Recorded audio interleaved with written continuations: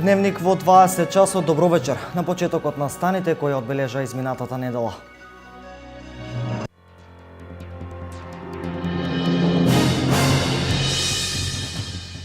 Собранието на Република Македонија ги избра новите министри за внатрешни работи и труд и социјална политика.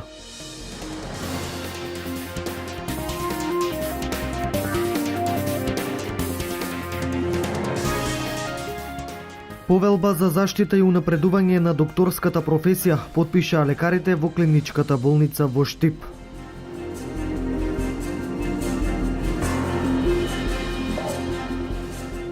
Експресниот пат Штип-Кочани ќе создаде услови за развој на стопанството, а со тоа и развој на општините од истокот.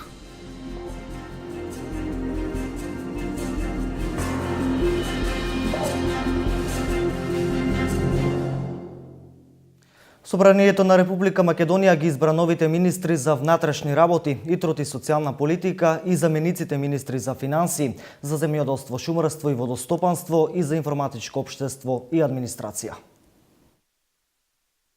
На денешната 76-та седница на Собранието на Република Македонија се избрани новите министри. Оливер Спасовски е избран за министер за внатрешни работи, Фросина Ташкова-Ременски, министер за труд и социјална политика и Марта Арсовска-Томовска е новоизбраната министерка за информатичко општество и администрација. 101 гласи имаше за Оливер Спасовски, за Фросина исто така 101 глас од пратениците, а за Арсовска-Томовска 71 глас за и 31 од пратениците гласале против. Нивни дополнителни заменици ќе бидат досегашните министри Митко Чавков за МВР и Диме Спасов за труд и социјална политика, кои вчера поднесоа оставки од досегашните министерски позиции. Заменик министер за информатичко општество и јавна администрација ќе биде Александар Кирацовски, заменик министер за земјоделие Љупчо Николовски и Кире Наумов, заменик министер за финансии. Повелба за заштита и унапредување на докторската професија потпишаа лекарите во клиничката болница во Штип. Освен поголема безбедност, лекарите бараат и услови за професионално вршење на дејноста. Со години наназад за ова се залагаат и лекарите од приватниот сектор. Штипските лекари денеска во голем број дадоа подршка за заштита и унапредување на докторската професија преку донесување на законот за докторска дејност, кој ќе опфаќа независно и професионално вршење на работата, како и сигурна безбедност за време на работните задачи. Инцидентот кој неодамна се случи во клиничкиот центар во Скопје, каде беше направен обид за убиство на лекар за време на работна дејност, е една од главните причини за која лекарите денеска ги изнесоа нивните барања во законот, бидејќи се чувствуваат загрозено. Соочени сме со фактот дека се поголем број имаме на пријави за вербални и физички напади врз заштедените работници, кои што пред неколку дена резултираа со еден немил исход. И со новите законски измени е предвидено при напад и нанесување на тешка телесна повреда врз здравствен работник да како службени лица, третирани во законот како службени лица, напаѓачот автоматски ќе добие 10 години затворска казна. Статус кој што ќе ни овозможи да во рамките на законот бидеме третирани на исто ниво како напад врз полицаец, униформирано службено лице, судски вработен и така натаму. Факт е дека има изразено незадоволство од страна на пациентите за тоа како се третирани за време на медицински прегледи, но за тоа незадоволство постои постапка во рамките на институциите на законот со тоа што би помогнале да се реши настанатиот проблем на секој пациент, додаде Стојановски. Пациентите е предвидено да достават до нас преставка врз основа на која што ние во болница имаме комисијата за медицинска етика и квалитет на лекување и ако имаме некоја приметба, комисијата понатаму размислуваме за дисциплинска. Ако пациентот не е задоволен, понатаму има и повисоки инстанции каде што тој може да се обрати. Сдруженијето на приватни лекари од Штип веќе неколку години наназад има покренато иницијатива за измени во законот, но досега нивната реакција не била земена за сериозно. Може би ваквите настани ќе испровоцират конечно се донесе ваков закон, иако како алтернатива се поставуваше и идејата дека здравствените работници да се прогласат за државни службеници, со што ќе добијат соодветна заштита, а и обврски како државните службеници. Која идеја од идеите Овој последниот настан зборува дека бевме во право кога баравме посебни закони и посебна заштита на здравствените работници уште од порано.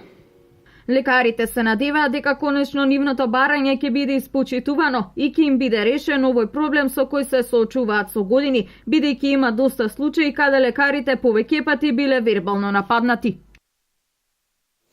Експресниот пат Штип-Кочани ќе создаде услови за развој на стопанството, а со тој развој на општините од истокот. Во голема мера ќе се зголеми и нивото на безбедност во сообраќајот. Вчерашното подпишување на договорот за изградба на експресниот пат Кочани-Штип, кој ќе представува сосема нова современа делница, силно ги израдува граѓаните и градоначалниците од крајниот источен дел на државата. Стопанствениците со нетрпение ја очекуваат реализацијата на овој исклучително значаен проект, кој во основа ќе ја промени, односно подобри комуникацијата со централниот дел на државата. Градоначалниците пак очекуваат силен импулс врз вкупните развојни сегменти во нивните општини, при што се уверени дека новите патишта ќе донесат и повеќе инвеститори. Општината Чешина Облешово со овој пат ќе има големо значење со тоа што и повеќе развој на технолошко-индустријските зони. Се надевам дека повеќе фирми ќе имаат интерес кон нашата општина, да изградат се нови фабрики, нови работни места, со тоа што ќе имаме еден голем бенефит и самата општина и самите граѓани.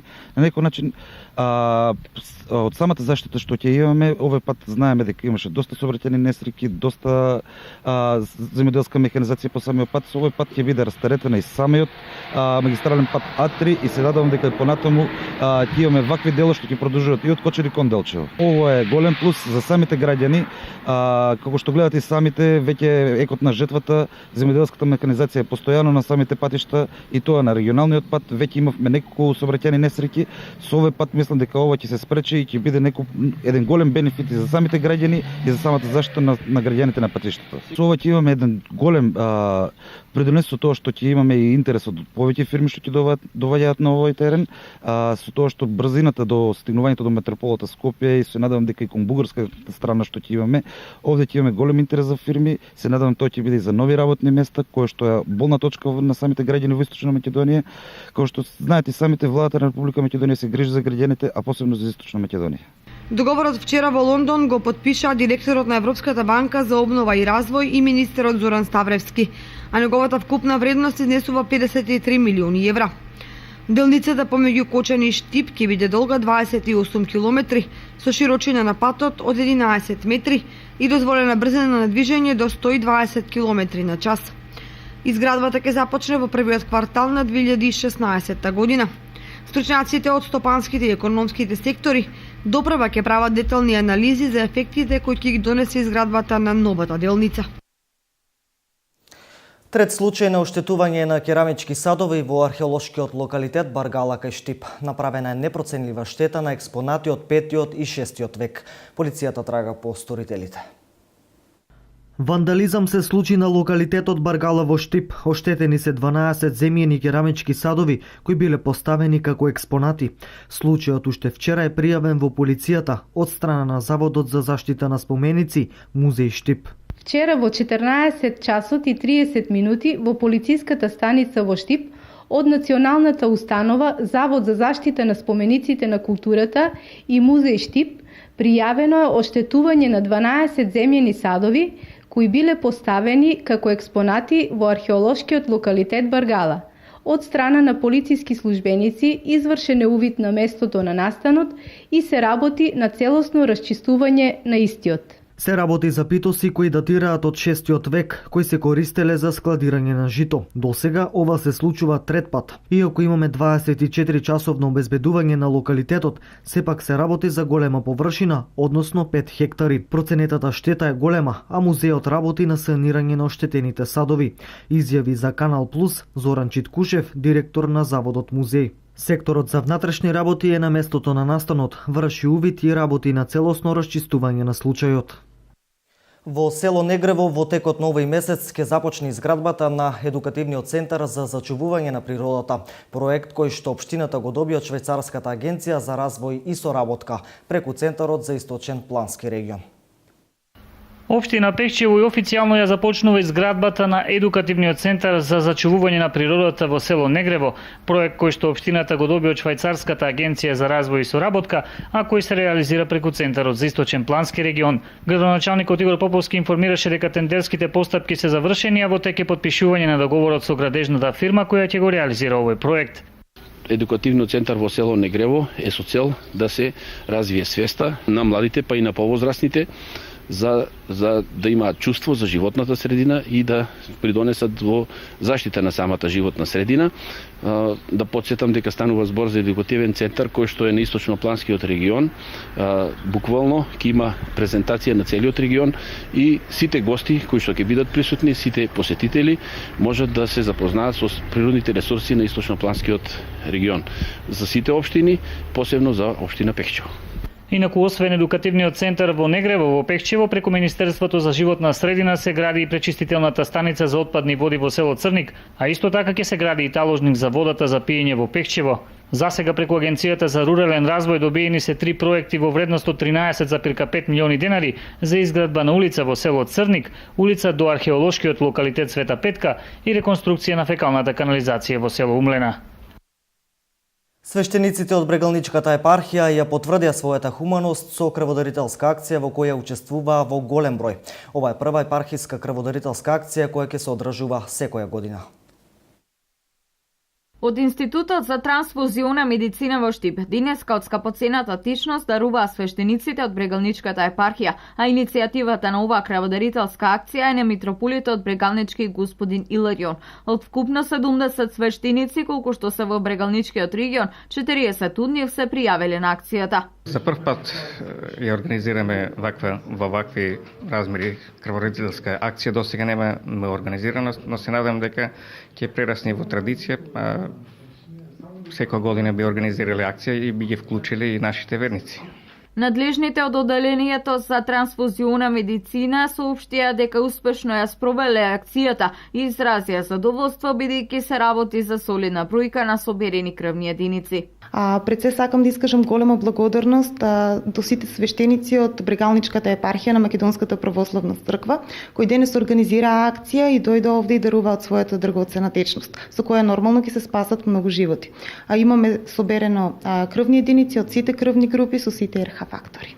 Свештеникот Николче Ѓорѓев раскажа дека меѓу нив има редовни дарувачи на крв, но сега за прв пат организирано заедно ја покажаа хуманоста на дело, како што рече тој, овој гест ке прерасне во традиција, а и дека ќе им дадат еден поттик на целокупната јавност да даруваат живот на оној на кого му е потребно.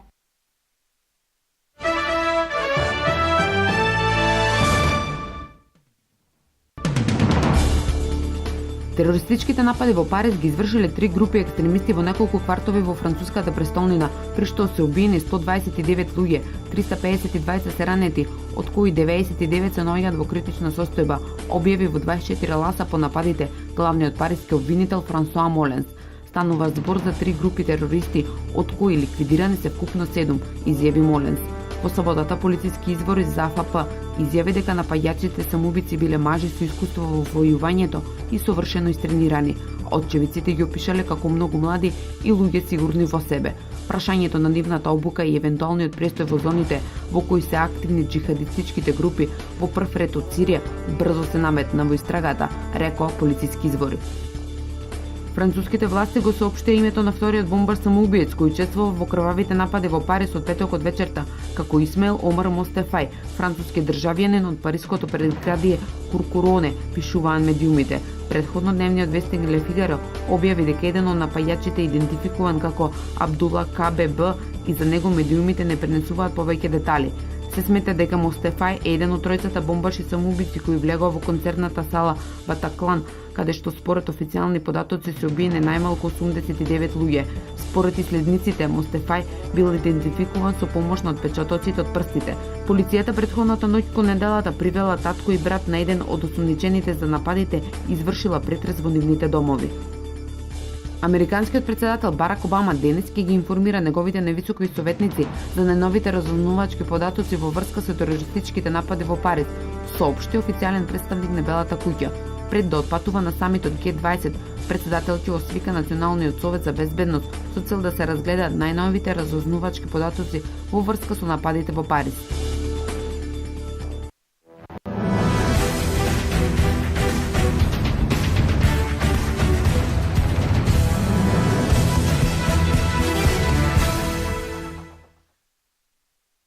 Денес во Штип точно во 10 часот стартуваше второто издание на трката Струмина трейл од Средното општинско училиште Јане Сандански во Штип.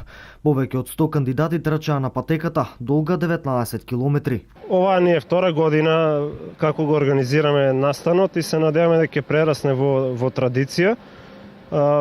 Предходната година имавме околу 60 надпреварувачи и оваа година околу 100 надпреварувачи. Веројатно луѓето патеката им остави добар впечаток на луѓето, па решија уште во поголем број да се пријават. Правивме комплетно кружна патека која што минува низ некои од најубавите делови на Штип. Патеката е со должина од 19 километри и минува покрај Струмина чешма, Љупчова чешма, во селото Липовдол, каде што имаме окрепен пункт. Тоа е на 10 километар, па потоа на ридот Клисебајер, чешмата Курт Бунари и повторно завршува овде кај медицинското училиште.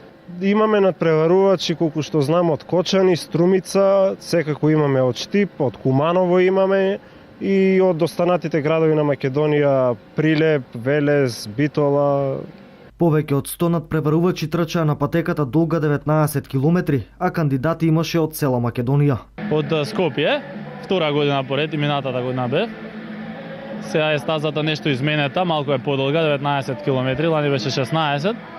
Така за очекување е за околу 2 часа, нешто помалку да се заврши трката. Секогаш пред се е најважно да се учествува дружбата што има на овие трки, па во втор план секако и пласмано да се надминеме себе си. Од принцип затоа што трчам на подолги патеки, ултрамаратони, планински, ова не би требало да представува проблем. Значи 20 километри е, да речем, помеѓу 2 и 3 часа. Се надевам. Одлично. Дај Боже да има уште вакви трки. Во машка конкуренција за 1 час 35 минути и 58 секунди првото место го освои Маријан Бонев, второ место Јовица Ристовски и трето место Димитар Илиев. Во женска конкуренција за 2 часа 15 минути и 29 секунди на првата позиција триумфираше Билјана Серафимовска, Тања Пенева на втората позиција и Ејми Мекголдрик на третото место.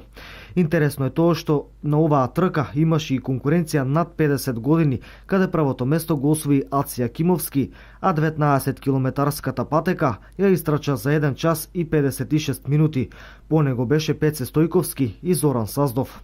Првопласираните беа наградени со медали и дипломи, а секој учесник исто така доби диплома за учество на оваа трка.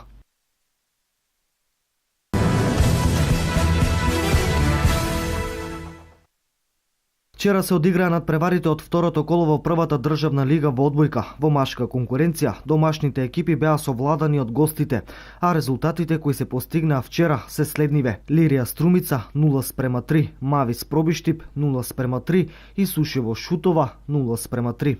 На моменталната табела Струмица и Шутова имаат по 6 бода, Пробиштип Весна акумулатори и Сушево по 3 бода и Лирија Мавис без бодови. Во женска конкуренција штипската екипа загуби од Македонија Макс со 3:2 и Анта Волеј ја совлада домашната екипа со 0:3 и работнички забележа победа со 3:0 против Бамикор. На табелата работнички и Анта имаат по 6 бода, Бамикор 3, Македонија Макс 2 бода, универзитетската екипа од Штип 1 бод и Шкендија без бодови.